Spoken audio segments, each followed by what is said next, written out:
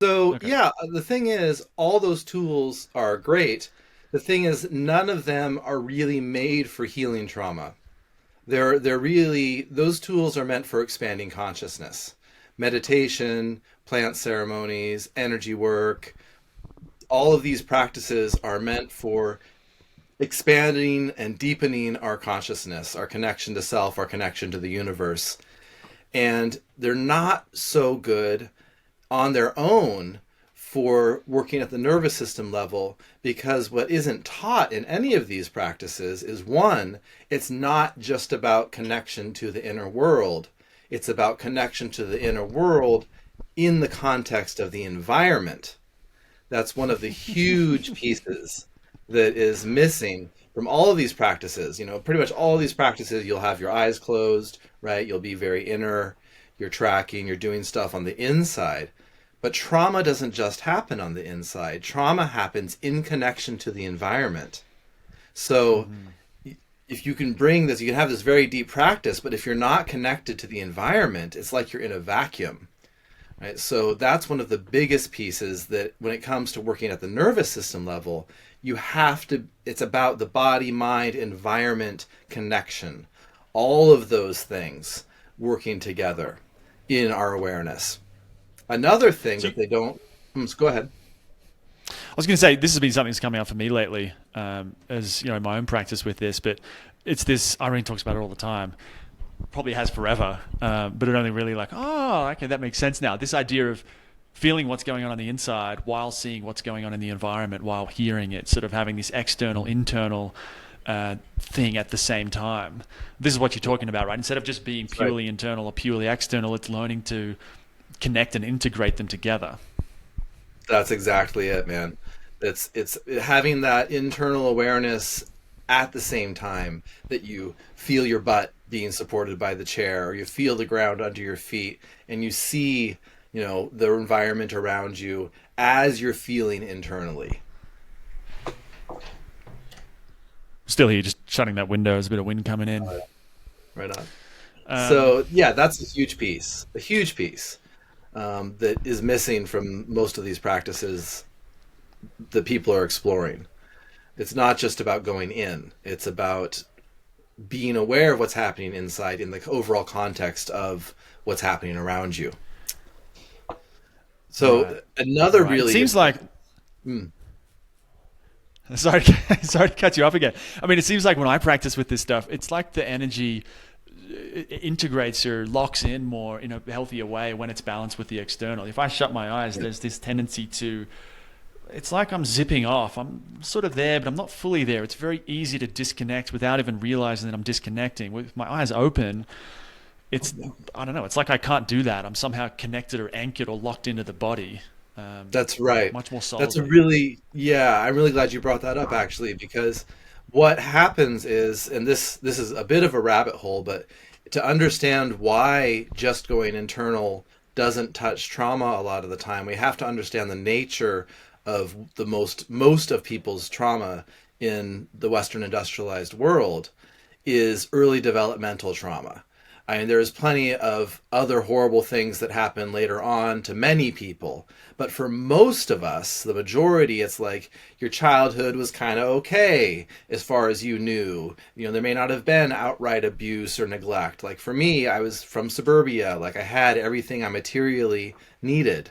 But what I didn't have was attuned connection from my caregivers, a supportive educational environment, support in learning to understand myself. I didn't have the proper sort of stimulus to my nervous system for it to develop in a good way. And I had all the stressors and the toxicity of industrialized life that really have an impact as well over time.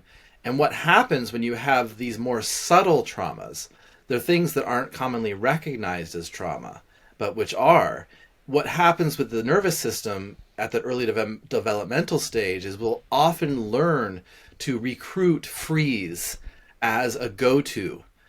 So Mm. when we think about the survival responses, we have our fight flight response, and then our freeze response comes on if fight and flight aren't successful. So let's take a normal example. from everyday life. This is thankfully getting less common, but it's still really common that parents are told, with when your baby, you're trying to get your baby to sleep and they're crying, you just leave them alone and let them cry it out, and then they'll just go to sleep, and then they'll learn how to be comfortable with their emotions. Essentially, is the lens of that, which is absolute bullshit. That's not at all what's happening. What's happening is a baby doesn't have, first off, a baby doesn't really have emotions. Emotions are learned. A baby has sensations. It has this direct physiological experience without context because there's no knowledge yet. What happens through the process of attunement with a caregiver is a baby starts to learn, oh, these sensations mean this, or these sensations mean this, or right, they start to understand that certain constellations of experience represent emotional states. It's learned. So when a young baby is in distress and crying, it's not because they're emotionally excuse me, it's not because they're emotionally upset. They're not like having an emotion they need to get out. It's because they need something physiologically that they're not getting. They're in real distress. So if you leave a baby in that state, they will go into sympathetic activation. They will go into fight flight mode. But as a baby, you can't do those things. You can't fight or flee. All you can do is cry more and more intensely. You can contract around the abdomen. That's about it in terms of what you can do with that energy. So what happens? The system goes into freeze. The baby shuts down, and they go to sleep, right? But essentially they pass out. They go into shutdown. So there's this perception that, oh, baby's crying itself to sleep and isn't that great? No, your baby is going into intense distress and then passing out due to the shutdown response.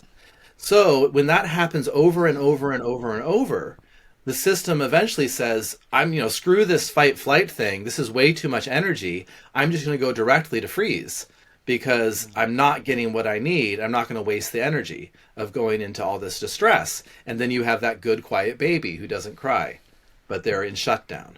So this kind of thing, this is just one example.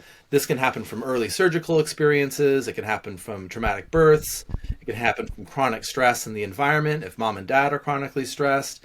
There's many ways in which a young developing system will learn to go to shutdown automatically.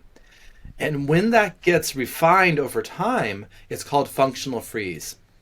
And what the practice of closing your eyes and going internal and getting very quiet, that for so many people, they will be going into freeze without knowing that that's what's happening. And when it's functional freeze, it can feel like Zen.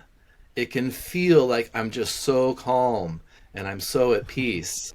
But yeah, that's because your system is shut down. You're in freeze. So that's one of the biggest reasons, like you say, when you just go internal, you can kind of kind of disappear into yourself. And that's because our systems are very often entrained to go into freeze. So that's just a major point as to why it's so important to have this ability to be connected to the environment at the same time. And one thing that's been surprising to me is, you hear about freeze and it's like, oh, it's this big shutdown shock thing. It's going to be really obvious. But it seems, in my experience, is it's very subtle. Like I can shut my eyes and I'll be thinking about something or I'm daydreaming. Like that's all part of it. It's like I'm no longer connected to my sensations. I'm no longer feeling what's really happening. I'm lost in some story. I'm thinking about something. That's a form of what you're talking about, isn't it? Exactly. Yeah. Yeah. No, what happens is those survival responses developed in mammals that didn't have a neocortex. So at the pure survival level, they are very big and obvious. Like if a gazelle is being chased by a tiger, it's obviously going to go into fight flight mode. It'll kick, it'll run, right? And then if it gets tackled and it goes to the ground, boom, it'll just go limp, totally limp. Like total shutdown, right? Like possum, say, people say playing possum, a possum looks like it's dead. That's a survival response. It's going into freeze, Yeah. right? It's obvious. But the thing is, we have a neocortex, and we have this ability to use these survival responses in these tricky, subtle, refined ways because of the complexity of our higher brain. So yeah, it can look a lot more just like spacing out, daydreaming. I mean, there's a place for that for sure, but if that's what you're doing when you're actually intending to be like engaging with yourself, which I think happens a lot, people are actually end up just sort of spacing out or dissociating. You're not going to be getting anything done. And so that certainly was Yeah. my experience, right? I mean, I thought I had this great, deep, amazing meditation practice, right? But it was just reinforcing my freeze response. That's all I was Yeah. doing. And it felt very spiritual, right? So, Yeah. I think at this point, one thing that came up as you've been talking, you've used trauma a few times, and I obviously know what it is because I've been through all this with you and Irene. But I think a lot of people, trauma to them means, for a lot of people, it means the event, some crazy big thing that happened. But in this whole nervous mhm, system world, it means something different. that's right. So, can you explain a bit more about when you say trauma, what are you actually talking about? You bet. Yeah, when we talk about trauma, we aren't talking about the event per se. We're talking about what happens inside the person as a response to an event. Because the thing is, the same event can have vastly different impact on two different people based off of their wiring, their history, everything that they've been through, their capacity, their personality. Two people could get into the same car accident in the same car, and one of them could be absolutely fine, and the other could end up completely traumatized. So it's not the event, it's what happens inside the person as a response to the event. And specifically, what we say trauma is when your survival responses become activated, your fight, flight, or freeze responses become activated, and then they do not deactivate. They stay on, they stay stuck in the system, and that's trauma. So, a classic example, if you think at a very obvious level of, say, PTSD, is the tick. Like, that's like someone who just they can't stop doing that. It's an automatic tick. That's a very classic something like or in the eyes, right? Something like that is a Mm. classic PTSD response. What you're seeing there is the moment of sympathetic activation where the body was trying to get out of the way. It's called an incomplete procedural memory, where it's like there was an explosion and the body would have tried to get away, but before the body could carry out those instructions to get away, it was blown up. Like we were concussed or knocked unconscious by the blast. So those instructions to flee, get out of the way, get stuck in the system. And then you have these instructions playing out, get out of the way, get out of the way, get out of the way, right? And that's what the tick is. So that's a very obvious example, but it can happen in much, much, much subtler ways as well. So if you say grow up in a home where mom and dad are always stressed, chronically stressed, you're going to be developing in this soup of just like tension. And that can lead to much subtler forms of coping, like for using the freeze response. It's easier just to numb out, right? I'm just Mm. going to disappear into my book and just read, right? There can be many ways that we learn to cope through subtler adaptations when the stressors are themselves more subtle, not big explosions, right? So a surgery as a baby, that's incredibly traumatic, and it's completely necessary to save the baby's life, right? But a surgery is incredibly stressful, and a baby, again, has no higher brain online yet. They can't understand. You can't explain, oh, you need this because all they know is they're being put unconscious and their body is being opened up, and right? So it's this incredibly brutal experience, and yet it's necessary, but has huge ramifications down the line. So there's so many things that can happen from big to small, tiny, insidious, little chronic stuff day to day to outright abuse. But all of it, if it generates a survival response, like I just got to get out of here in some way, or I gotta numb out, and then that doesn't complete. It just stays in the system. That's trauma. So the work of trauma healing is to allow those survival responses to come out of the system. Right. Right. So is it accurate to say, 'cause the way I've been thinking about it is it's all just energy, right? There's a threat appears, a Hmm. parent, a tiger, a million different things, a hurricane, and the body's going to automatically mount a survival response, which is really about energy. Fear might Yep. be driving. If we're going to run away, we'll feel afraid. If we're going to attack, we'll feel anger. So our different energies, emotions, sensations are all just energy. And Yep. the energy wants to kind of come up and then it wants to be expended through running away or through fighting back or through doing something or through doing that procedural memory, moving the head. And what Hmm. happens is when those things don't happen because it's not safe, we're not able to, that energy Hmm. doesn't just magically vanish. It just sort of sits there and it, if it's too much for the system at the time, it's like it goes and hides in the muscles and the organs and the just all around the whole body. And then we're Yeah. 30, 40, 50 years old and then we start realizing, oh, I've got all this stuff. We got to start cleaning it out. That's sort of the thing you're talking about, isn't it? That's exactly it. Yeah, it's a great way to look at it as just energy. And it's like, yeah, it's supposed to be time limited. These intense survival responses use a ton of energy. They're supposed to come on, and then you successfully flee, and you get away, and you get to safety, and then the body will sort of tremble and shake. Like if you see a mammal who gets away from a predator, and then it finds safety, all its limbs will be twitching. That's the energy discharging, right? For a human, there may be emotions involved, right? So, say, for example, as a young boy, I injure myself. I'm skateboarding and I injure myself badly, but I'm surrounded by a group of peers, and boys don't cry, right? We're not supposed to cry or show distress. Exactly. So then what do I do? I've just injured myself and my natural response would be to like, oh, curl up and like cry and moan and like and like my body would want to do all sorts of things and the emotions would be involved. But instantly, because of societal norms, I'm like, oh, gotta clamp down on all that stuff.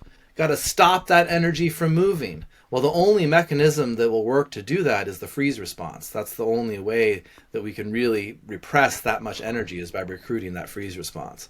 So, yeah, it's stopping the energy, and then that energy is it plays havoc with the body. We're not supposed to be in survival mode underneath the surface all the time. So that's what leads to all the different manifestations and symptomology of trauma that we see.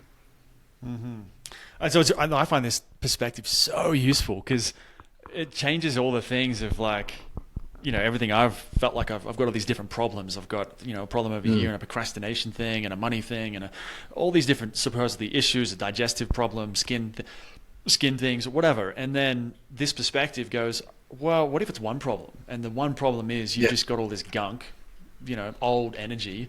It's a bit stale and it's just cluttering things up. Focus on that. You get rid of that. All the other stuff is just sort of symptoms of this one core issue of stored trauma, stored energy. That's exactly right. And the reason that it can manifest in so many ways is because of the autonomic nervous system, right? So the autonomic nervous system is one part of our nervous system. The central nervous system is the other main part, which is your central nervous system is your brain and your spinal cord. Your autonomic nervous system is most everything else.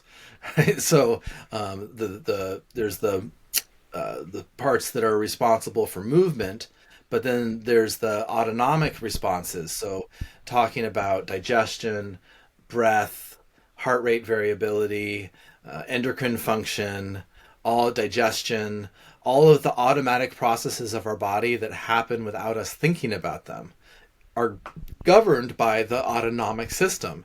And so are the survival responses. The survival responses are part of the autonomic nervous system. So when you have those fight, flight, freeze responses on underneath the surface, they are there's only so much energy we have, right? So it's like they are recruiting a certain amount of energy all the time. And our autonomic nervous system doesn't have the energy it needs to successfully do all the other things it's supposed to be doing.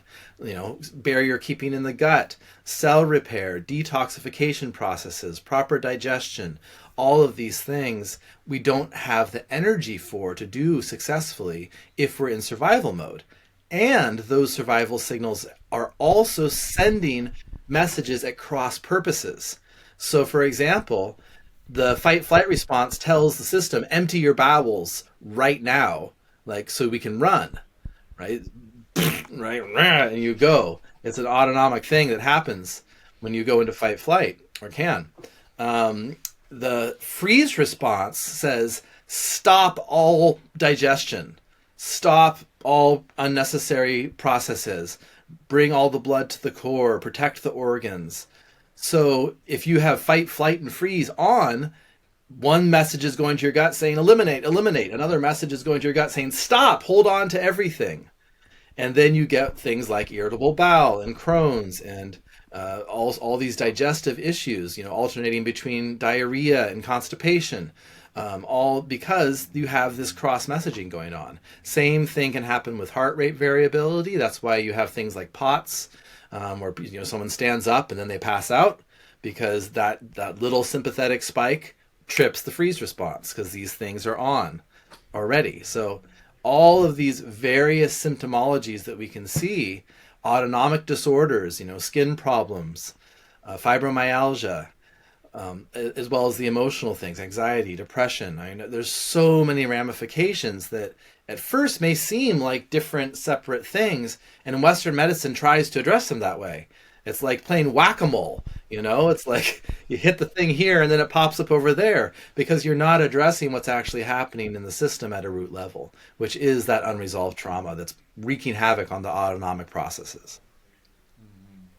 I think it's interesting because, like bringing it back to meditation, a lot of people get into that because they just want to clear their head. But then getting into this, I remember, I think saying to you a few weeks or months into working together and kind of going, I think this thing, what we're doing here, it can take the place of meditation. And then, the more I've done it, I feel like I've been chatting to Ellie. Ellie's over here with me in Peru, and we keep talking about I'll find like a course or a conference or a self-help kind of, something that's meant to change my life kind of a thing.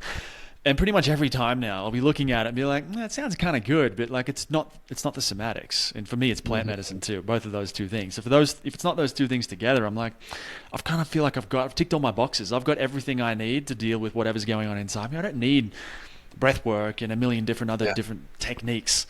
It's all right here. And so it's like, we can deal with the mind, we can deal with the digestive system, the skin. It's really cool that it just simplifies everything.